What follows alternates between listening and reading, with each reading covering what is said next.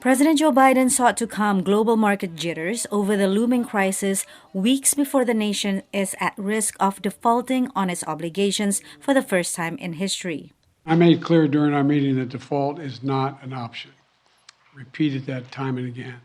America is not a deadbeat nation. Biden met Tuesday afternoon with congressional leaders in a bid to resolve the months-long impasse to ensure the government can borrow more money to pay its bills. House Speaker Kevin McCarthy, a Republican, refuses to raise the debt limit unless it's paired with spending cuts. The House has raised the debt ceiling in a responsible manner, curb our spending at the same time, bring us economic growth.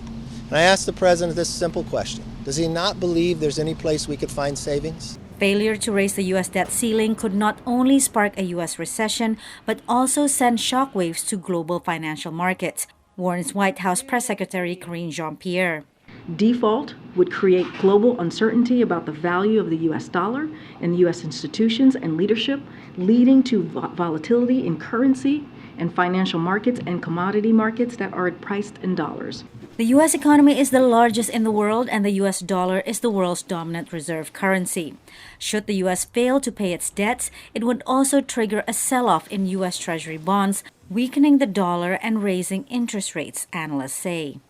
If interest rates in the United States go up, it's going to take all other interest rates up with it. It's going to make all other risk assets look very shaky. U.S. Treasury bonds are traditionally considered the safest investment.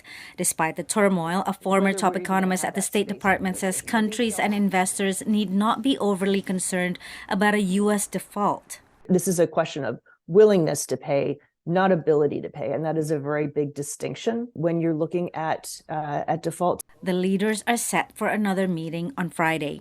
Patsy Huswara, VOA News, Washington.